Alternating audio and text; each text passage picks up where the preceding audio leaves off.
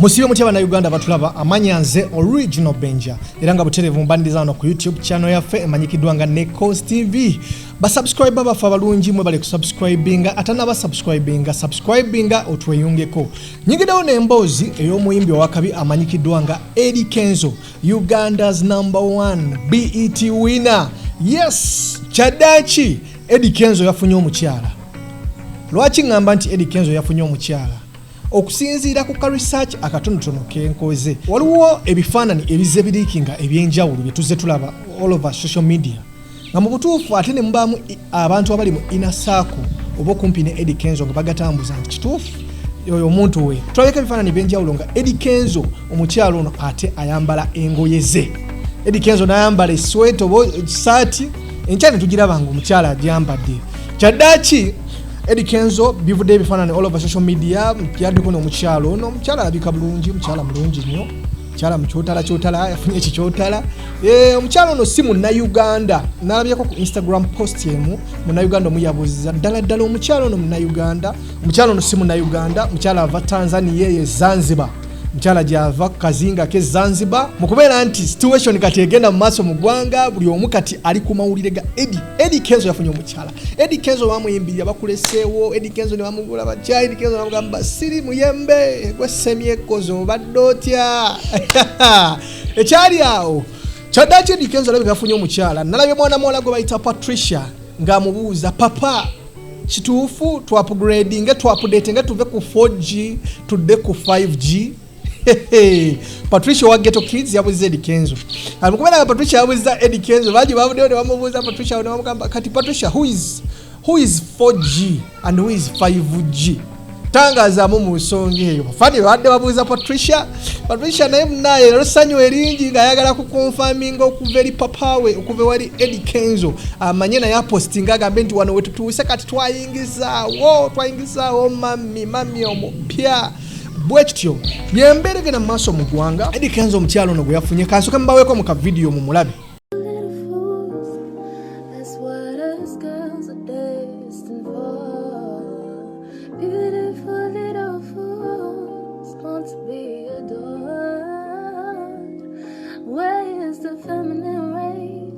Where are these so-called independent women who kick up the flaws and let the world in? Where are these girls? Yeah, beautiful little fools. That is what us girls are destined for. Beautiful little fools want to be adored. Omukyala yoyo nno munnange gwe mulabye mukyala wa Eddy Kenzo mwana ava Zanzibar. Mpulira bagamba nti omukyala oyo ate ye kitaawe yakolamu taata we Dondada ayinamu ku kasente of which Eddy Kenzo wetwogerera kati yafuuka ex wa Rema. Mukubeera nga yafuuka ex wa Rema oba Rema ex wa Kenzo ekibadde ku social media abaana basharinga messages abaana basharinga obubaka bali ku comparison mu ngeri emu obendala nti bano bagezesa ono Rema n'omwana muwala ono aliwo asinga ali asinga obweru ali asinga figa ali asinga obulungi ali yali asinga kino olokoso team Eddy Kenzo team Rema kyemuli mu kwekola. Nze sijja ku comparing ebikyombi kibalekedde mukole comparison zizamu ne muzikole nga mulekamu olw'ensonga bw'okola comparison ojja kubeera disappointed mu ngeri emu oba endala whereby ojja sanga nti ono kati ali ate ono wano osegera olabe nga oli ali popular ate ono olabe nga kuba nange ebintu by'abasire queen ne ba housewife byawukanamu munnange sagala kwogera nnyo ku nsonga eyo naye ebintu ebyo byawukanamu kati sokukola comparison yo ng'olekamu oyinza okugira oti n'ogira oti nkyane tulaba kino oba n'ogira oti Kenzo nakuba surprise endala. So mu gega mawuli agagenda mu maaso Eddy Kenzo yafunye omukyala. Rema n'amakula gyali mulamu nnyo abasinga obungi mwali mubeeralikirivu nga mulowooza oba Rema yatufuna obuzibu oba Rema kozi mabega kawo mwawulirako evening nga bagamba nti Rema mulwadde. Rema gyali she's alive and kicking, she's beautiful, alabika bulungi. Doctor amulabirira ne Rema alabirira doctor kwegamba naye obulamu abutambuza byebimu ku bigenda mu maaso ku social media. Bwe tuvaako ku mboozi ya mwana mulenzi Eddy Kenzo, njagala batwaleko ku mboozi y'abaagalana bano ababiri abalala omuli mwana mulenzi Nubiandi awamu ne mukyala we. Yes, Nubiandi twalabye ng'avaayo ku social media ate ng'atugamba nti mukyala wange omulungi omwagalwa webale kumbeererawo webale kubanga fightinga mu mbeera yonna ennungi n'embi. Kyeyavudde avaayo ate Nubiandi n'aba ng'atwala omukyalo ono ng'amusiraamula.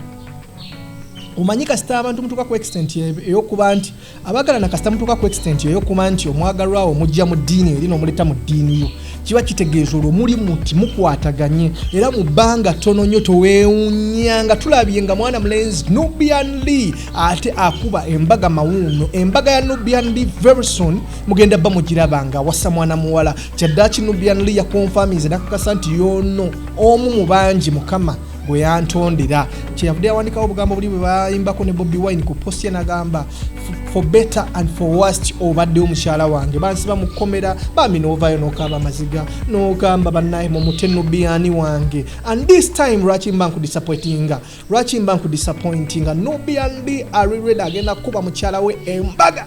Era abana ba people power mubere nga mukimanyi nti embaga ya Nubiandi esembedde era eyidde. NEKOZ TV koli atanda subscribing ene emboozi nasazewo nje bakolera ngeri special yabaagalana ya love. Eddy Kenzo yafunye ekyana Nubiandi yeyongedde okunyweza ekyana kye ate nga ne Epas Kyaddaaki naye yavuddeyo n'abagamba bannange wadde nange bandekawo nali semyekoze okumala ebbanga right now nafunye omwagala. Oyo Epas yayogera.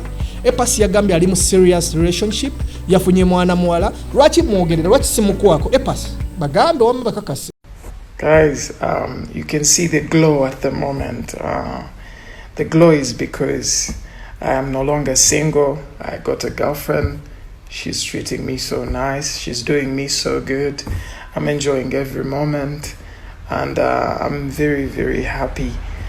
Yes, I'm lying. I am still single. Some of you are starting to believe me that I am in a relationship. Some of you girls are not shooting your shots. You are lazy. Pick up the pace. Mujye munkwane. I am so available. Okay? Hey, stop feeling bad. Oh, hey, Pastor Nage is now in a relationship. No. You can put in your requests. It's okay. Epas mwana muwala Flavia tusime ya disappointing whereby Epas yali nga yegomba mwana muwala nga amwegomba nkwagala Flavia bichi nenga Flavia ate ye ayagala Kabura atamanyi aweereza bya mizannyo ku NTV abirako ne program kye kya sports. Ye mwami wa tusime era yajjawo mukyala we n'amuwasa nagamba Epas ebyange biveemu nonyo uwe. So Kyaddaaki Epas naye yafunye uwe baagalana. Mawuli amalala kwongerayo twalabyeko ng'omukulu omu amanyikiddwa nga Eddy Mutwe head of security wali mu NUP. Eddy Mutwe mwana mulenzi ono oba omukulu ono twamulabyeko ng'akungubagira jjajjaawe eyafa emabega kaawo bambi nga musajja wattu Eddy Mutwe baali bamutadde munda mu nkomyo gye yali mu nkomyo n'abanga jjajjaawe bambi nga Eddy Mutwe ali mu nkomyo jjajjaawe yafa. Alimukubera nga Eddy Mutwe yafiirwako jjajjaawe yasazeewo akungubagire ku social media mu ngeri emu oba endala okuba nti yafiirwako jjajjaawe ate nga taliwo n'agamba munange tujja batusharinga moments ennungi bwe ziti jjajja bino byenzija okujjukirako kozi obadde kidoo wange obadde nnyo ku gaadi wange obadde nnyo ku gaadi zange nga twetegeera jjajja nga munnaye jjajja lwesikulabye ate nga nange munnaake sekukkulu ebiseera ebyo ennaku sekukkulu bambi Eddy Mutwe yagendanga n'alaba jjajjaawe n'atwalayo ku kakoko n'atwalayo ku munnyo n'amataano ebisigadde. Ali mu mbeera eba musajja wattu kitalo nnyo kubanga wabiirwako jjajjaawo naffe tukwatibwa ennaku wamu naawe okuba nti wafiirwako jjajjaawo ate notasobola kumuziika. Yebyo ebimu ku biva ewa mwana mulenzi Eddy Mutwe. Okwongerayo ku bantu ba NUP bano era nkyali nabo story eno eddako eya mwana mulenzi Fred Lumbuye abasinga obungi mumumanyi number 1 blogger wa NUP abasinga obungi mumwagala. Omusajja atera okugamba tusimbudde nagamba tuli wano kakati omusajja atera okusomera ekiggula luggi nagamba kati ekiggula luggi kiwedde kati katusimbule ne video omusajja Lumbuye twamulabyeko nga asimbudde nga ali ne mwana mulenzi amanyikiddwa nga Mick Wine abasinga obungi mumumanyi muto wa His Excellency Bobi Wine president wa Uganda gwe balonda gwe basinga okwagala kale n'olwensonga eyo babadde bonna nga bali Istanbul atagimanyi kino kibuga kisangibwa Turkey omukulu Lumbuye jakasiba oba amakaga amakulu gye gali ku headquarters bwasimbulire kubanga atukuba live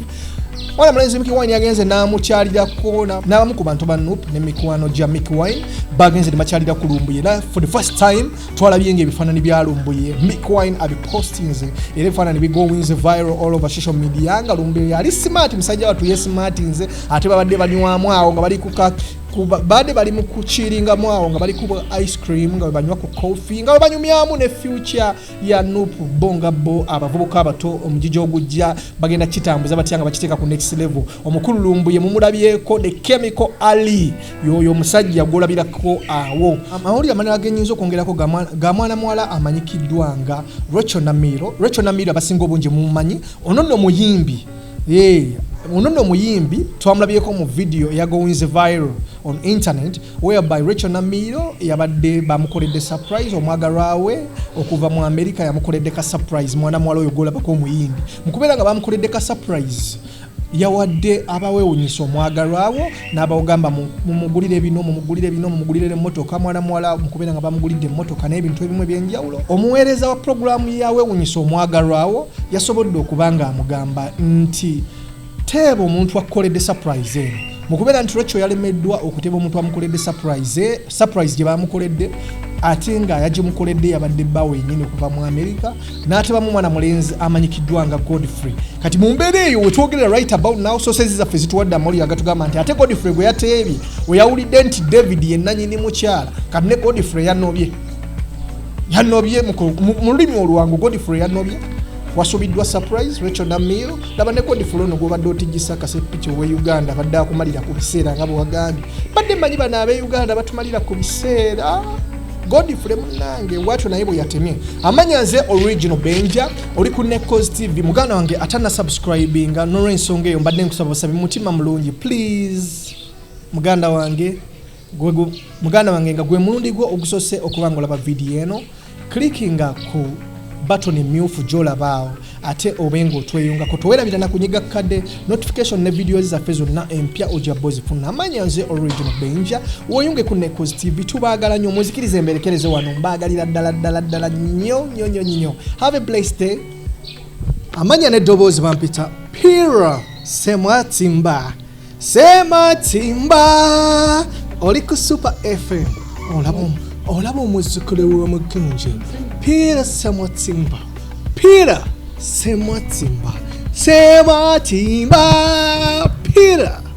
process by process omanyi oli omusajja ali mu kugunya ng'ebintu abikwasa process by process nkwagala biri ebyalagiddwa omaba ibi nkwagala biri ebyalagiddwa omaba ibi wore on bamisa John Black the African boy ngandi ku NEKOZ TV you know what it is subscribe wala baby singa oya basi kusaba bambi tashika bochuko izo kunzita tashika omukwano shiradde kinuma eno kapyata kwetulo nywere nze Chosen Becky abawagizi bange mwenna abali eyo mwenna abanjagala abangoberera mbasaba subscribing ku NEKOZ TV and mujiliking. Thank you. Hello, this is Esther. Hello, this is Ezekiel. Subscribe on NEKOZ TV. I'm bulletproof, nothing to lose. Fire away.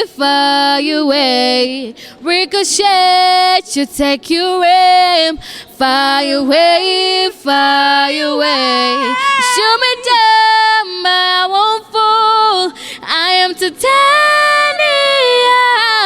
When she come by, everything pause, cause she give me love doors and I knew me Zambozi. When she come by, everything pause. Yo, what this is Daxi Vibe. I'm here on NEKOZ TV. Keep logged in, subscribe. Webeka byono bisanga wano, miziki jange, lugambo byona. NEKOZ TV. kaboom. Bannange mwenna mbeetaaga era mbayita mubeere NEKOZ TV y'ey'omulembe kati ey'abaana abavubuka. Bannange NEKOZ bannange mubyetanire byonna, mubeetanire abaana abavubuka abato bo batandiseewo ekyokukola, naye mwe abalala mwagala butayimbwa mufune ez'amangu mutta bannammwe. Bwereere bannange, temulina kye mufunamu, okola n'okola n'ogaggawala.